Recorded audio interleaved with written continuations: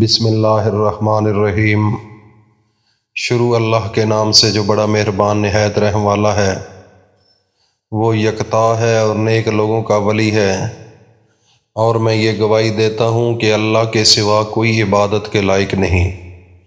وہ اکیلا ہے، اس کا کوئی شریک نہیں۔ اور میں یہ بھی گواہی دیتا ہوں کہ حضرت محمد الرسول اللہ صلی اللہ علیہ وآلہ وسلم اللہ کے بندے، اس کے رسول اور آخری نبی ہیں۔ اے میرے اللہ، میرے نبی حضرت محمد مصطفیٰ صلی اللہ علیہ وآلہ وسلم پر اور ان کی آل پر اور ان کے تمام صحابہ اکرام رضی اللہ تعالی عنہم اجمعین پر اپنی خاص رحمت، برکتیں اور سلامتی نازل فرما۔ عزیزان من، محترم بزرگوں، دوستوں، میرے بھائیوں اور بہنوں، بیٹیوں، آج آپ کے سامنے ایک ایسا وظیفہ ہے جو بڑی طاقت والا ہے، بڑی پاور ہے اور بڑا تجربے والا وظیفہ ہے۔ آج ایک میری بہن ہمارے پاس آئی، وہ کہنے لگی کہ ڈاکٹر صاحب، آپ بھی بڑے وظیفے بتاتے ہیں، لیکن آپ نے جو وظیفہ ایک ایسا بتایا تھا تو میں نے اس وظیفے کو اس دن سے تجربے میں رکھا تھا، تو میں نے بڑی کوشش کی ہے۔ ایک دفعہ کیا تو اس کا کوئی رزلٹ نہیں ملا، تو پھر میں نے اپنے آپ کی طرف دیکھا کہ ہو سکتا ہے مجھ میں کوئی کوتاہی ہو، مجھ میں کوئی غلطی ہو، یا کوئی مجھے ایسا عمل کرنے میں مجھ سے کوئی مسہپ ہوئی ہو۔ تو میں نے پھر اپنا اس چیز پر سوچنا شروع کر دیا۔ سوچتی میں نے پھر ایک دن یہ ڈیسیژن لیا کہ میں چند چیزوں کا آپس میں گھریلو طور پر مشورہ کیا کہ میں چند چیزیں بالکل بند کرنا چاہتی ہوں۔ وہ 5 چیزیں کون سی ہے جو بند کرنا چاہتی ہوں؟ ایک تو میں نے یہ خیال کیا کہ میں نے کسی قسم کی ایسی چیز نہیں کھانی جس میں حرام کا کوئی لقمہ ہو۔ میں نے فروٹ پر فوکس کر لیا، اور وہ فروٹ جو میں گھر سے اپنے بچوں کو، گھر والوں کو کہتی کہ مجھے لے کر دو، وہ صرف میں منگوا کر کھاتی۔ اس کے بعد کوئی دعوت ہوتی تو میں وہاں پر جاتی ضرور، لیکن اس میں احتیاط کرتی۔ کھانے میں اگر گوشت وغیرہ ہوتا تو میں نہیں کھاتی، کیونکہ گوشت کرنے والا کئی دفعہ ایسا بندہ بھی ہوتا ہے جو تکبیر صحیح نہیں پڑھتا، تو جب تکبیر صحیح نہ پڑھے تو وہ بھی چیز حلال نہیں ہوتی، تو پھر حرام کھانے سے بھی میری دعا قبول نہیں ہوگی۔ مجھے ڈاؤٹ تھا کہ ہو سکتا ہے اس سے میرا کوئی عمل خراب نہ ہو جائے۔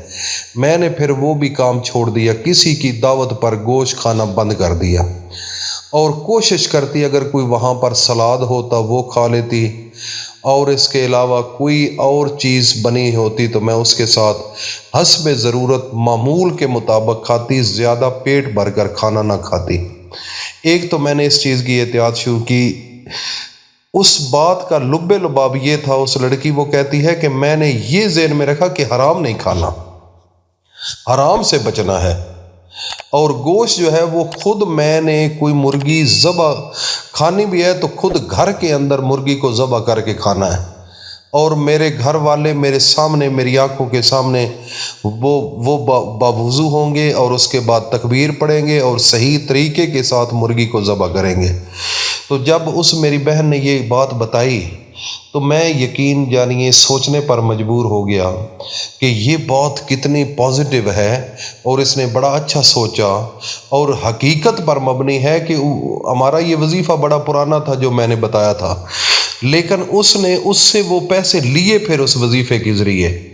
تو میں نے بھی اس کے اوپر بڑی ریسرچ کی، لیکن ریسرچ میں کیا ہوا کہ میں نے پورا غور کیا۔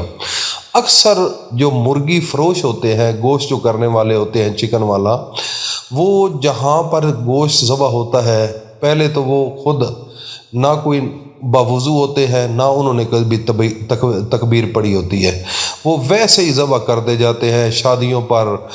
اس کے علاوہ کوئی فوتگی ہو جائے تو پھر بھی لوگ مرغا وغیرہ پکاتے ہیں، تو وہاں سے جب لیتے ہیں تو وہ مکمل طور پر پاکی کا بھی خیال نہیں کرتے اور دعا کا بھی خیال نہیں کرتے، وہ ایسے ہی وہ ذبح کرتے جاتے ہیں۔ پھر یہ چیزیں حلال تو نہیں ہوتی، حرام ہوتی ہیں، کیونکہ ان کا تو بزنس ہے، وہ تو پیسے لینے والے لوگ ہیں، ان उनको क्या आप हराम खा रहे हैं या हलाल खा रहे हैं, उनके आता कोई इसके साथ तल्लक नहीं।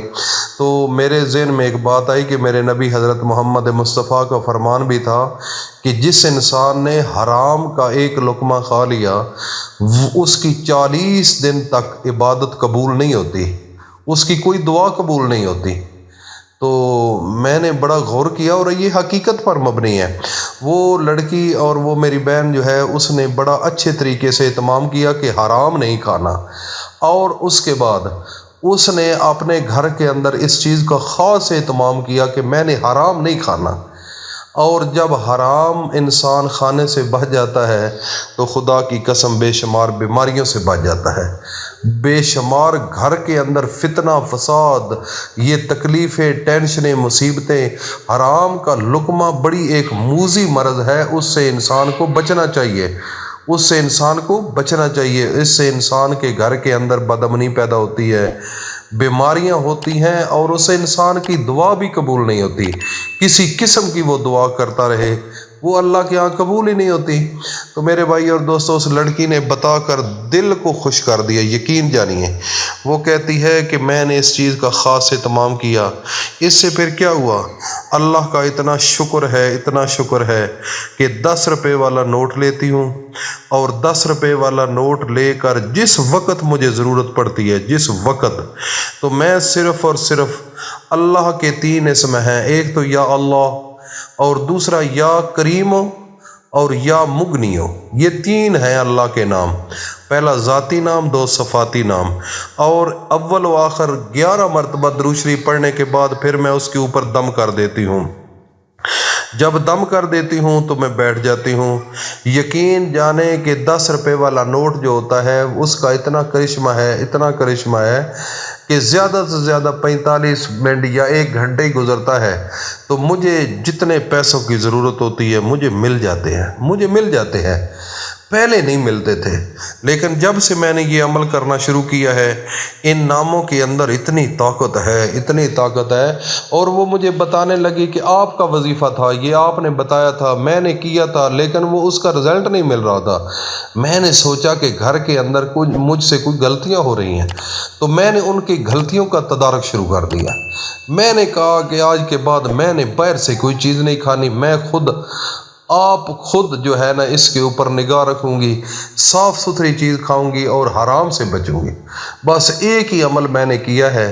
और फिर जब मुझे ज़रूरत पड़ती है जितने पैसों की, ज़्यादा से ज़्यादा 5 लाख की भी ज़रूरत पड़ जाए तो मैं उसी वक़्त एक कमरे में चली जाती हूँ। उसके बाद अकेली होती हूँ, या अल्लाह होता है या मैं होती हूँ। बस उस मकाम पर बैठकर अपने नबी हज़रत मोहम्मद मुस्तफ़ा सल्लल्लाहु अलैहि वसल्लम पर दुरूद पढ़ती हूँ। उसके बाद बस अमल के बाद अल्लाह ताला मुझे गैब से रिज़्क़ दे देता है, गैब से। मुझे खुद समझ नहीं आती कि ये रिज़्क़ कहाँ से आ रहा है। तो मेरे भाई और दोस्तों, जिस बंदे ने भी इस अमल को करना है, पहले मैं उसकी इजाज़त दूंगा, वो कमेंट सेशन में अपना नाम लेकर भेज दे, और उसके बाद इस चैनल को सब्सक्राइब कर ले, क्योंकि इसके बगैर इस अमल की आपको अहमियत का नहीं पता, आपको फ़ायदा नहीं होगा। फ़ायदा उस सूरत में होगा, पीछे ताकत होती है, हमारी महफ़िल होती है, उसमें हम इज्तिमाई दुआ मांगते हैं अपने सब्सक्राइबर के लिए, अपने व्यूवरों के लिए, और फिर जो वो वजीफ़ा करते हैं उसके अंदर अल्लाह ताला की जानब से बरकत आना शुरू हो जाती है। और फिर वो खुद अमल करते हैं घर में तो अल्लाह पाक उनके ऊपर फजल कर देते हैं, और इनको इतना पैसा मिलता है कि वो खुद हैरान हो जाते हैं। अल्लाह पाक हम सब को अमल की तौफीक अता फरमाए। अस्सलामु अलैकुम रहमतुल्लाह।